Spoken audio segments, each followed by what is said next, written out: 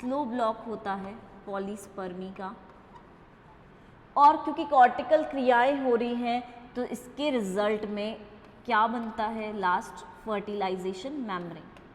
Fertilisation कला निर्मित होती है, फर्टिलाइजेशन मेम्ब्रेन बनती है, और क्योंकि फर्टिलाइजेशन मेम्ब्रेन है तो इसका काम क्या है, पॉलीस्पर्मी को रोकना। निषेचन कला का मेन काम ही ये है कि पॉलीस्पर्मी को कैसे ये रोक सकती है, कैसे ब्लॉक कर सकती है।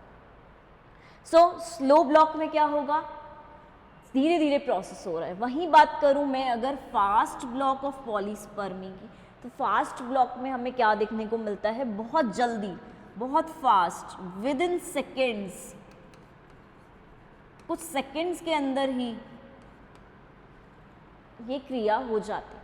बहुत जल्दी है, बहुत फास्ट है, इसलिए हम उसको बोल रहे हैं तीव्र गति से हो रही है, तो फास्ट ब्लॉक ऑफ पॉलीस्पर्मी।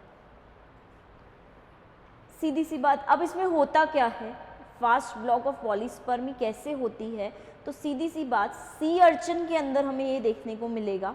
जब सी अर्चिन की बात करते हैं तो सी अर्चिन में जो अनफर्टिलाइज्ड एग्स होते हैं, अनफर्टिलाइज्ड एग्स की बात कर रहे हैं, तो अनफर्टिलाइज्ड एग्स कैसे होते हैं, सबसे पहले नेगेटिव टाइप की मेम्ब्रेन होती है। तो ये मैं बात कर रही हूँ सी अर्चिन में एग्स की मेम्ब्रेन की। एग की जो मेम्ब्रेन है कहाँ है, पहली बात तो वाटर में रह रही है, सी वाटर में रहेगी, सॉल्टी वाटर होगा, वाटर की कंसंट्रेशन में सॉल्ट कंसंट्रेशन जो है वो ज़्यादा होगी, सॉल्टी वाटर में रह रहे हैं।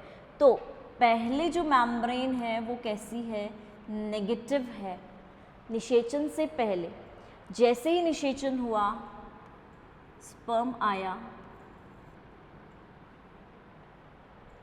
निषेचन होते ही क्या होगा, ये जो मेम्ब्रेन है, ये मेम्ब्रेन किस में चेंज हो जाएगी, पॉजिटिव चार्ज में चेंज हो जाएगी, और इसके कारण क्या होगा, यहाँ पर और शुक्राणु इस पे एंटर नहीं कर पाएंगे, और इसी के कारण क्या भी होगा, जब शुक्राणु और एंटर नहीं कर पाएंगे तो एज अ रिजल्ट सीधी सी बात है पॉलीस्पर्मी रुक जाएगी। ये बात हुई हमारी ब्लॉक ऑफ पॉलीस्पर्मी की। नेक्स्ट बात करते हैं हम एरर्स की।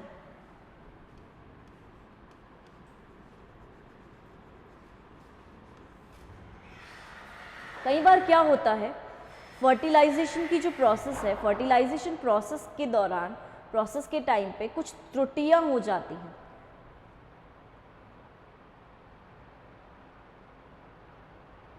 और उन त्रुटियों की जब हम बात करते हैं तब उनके द्वारा आगे के जो प्रोसेसेस हैं वो सही नहीं हो पाएंगे, वो सही तरीके से नहीं बन पाएंगे। तो देखते हैं, त्रुटियां 5 प्रकार की हो सकती हैं। एरर्स जो है फर्टिलाइजेशन में 5 प्रकार के हो सकते हैं। पहला हम बोलते हैं पॉलीस्पर्मी, बहुशुक्राणुता। दूसरा हम बोलते हैं पॉलीगाइनी।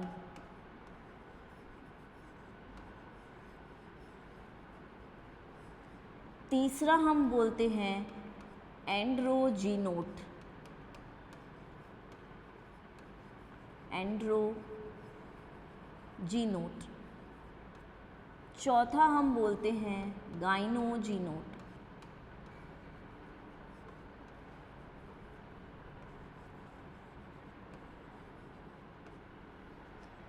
एंड लास्ट जो प्रोसेस आता है वो आ जाता है पार्थेनोजेनेसिस, अनिषेक जनन। सीधी सी बात है, अनिषेक जनन है, फर्टिलाइजेशन नहीं है तो पार्थेनोजेनेसिस है, यानी कि विदाउट फर्टिलाइजेशन अगर ऑर्गेनिज्म बन रहा है तो उसे हम बोलेंगे पार्थेनोजेनेसिस। पार्थेनोजेनेसिस में जो भी ऑर्गेनिजम्स बनते हैं सारे एक जैसे दिखते हैं, ऐसा लगता है क्लोन्स हैं एक दूसरे के, क्योंकि जब फर्टिलाइजेशन नहीं हो रहा है तो एक ही पेरेंट इन्वॉल्व होगा, 2 पेरेंट्स की भी ज़रूरत नहीं।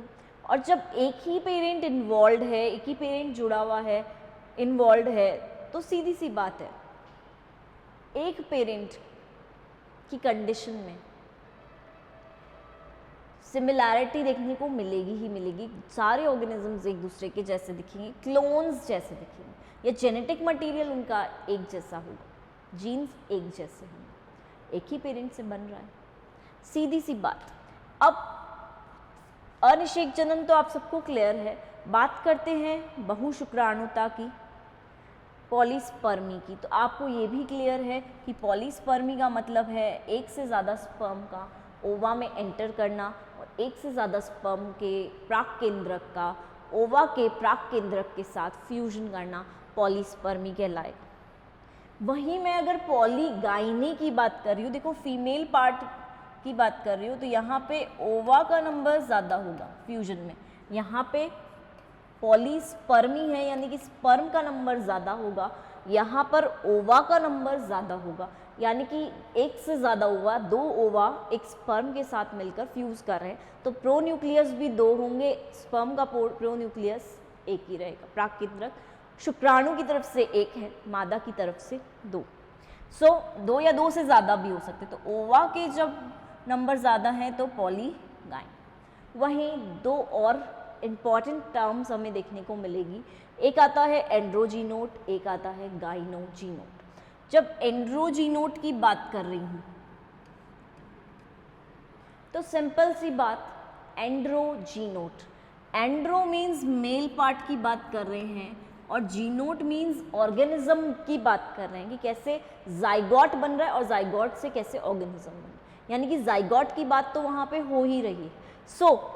जहाँ पर मेल के ही दो प्रोन्यूक्लियस एक दूसरे से फ्यूज़ कर जाएं, दोनों मेल के हैं, दोनों नर के हैं, मेल के ही प्रोन्यूक्लियस प्राक केंद्रक एक दूसरे के साथ फ्यूज़ कर जाए, एक से ज़्यादा, दो भी हो सकते, तीन भी हो सकते, उससे जो जाइगोट बनेगा और उससे जो ऑर्गेनिज्म बनेगा उसे हम बोलेंगे एंड्रोजीनोट। एरर ये एक तरह का, ये भी एरर है,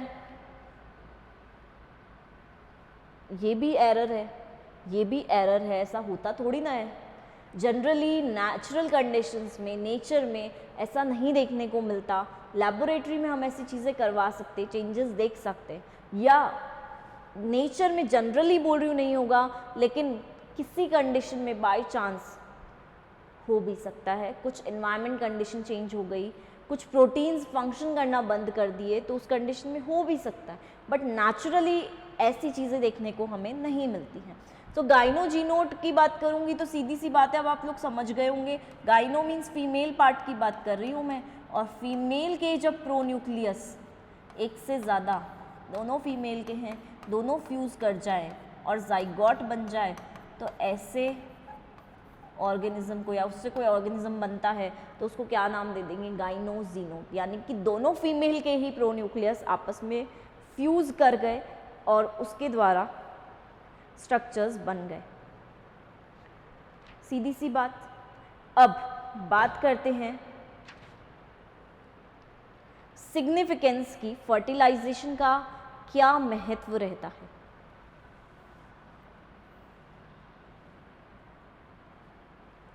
सिग्निफिकेंस ऑफ फर्टिलाइजेशन, निषेचन का महत्व।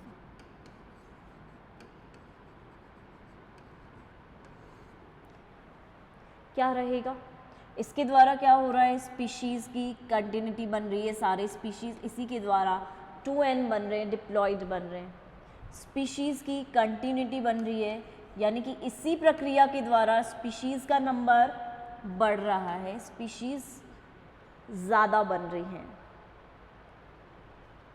इसी के द्वारा फादर के हाफ न्यूक्लियस, मतलब हाफ क्रोमोसोम्स n हो जाता है ना, तो और मदर से,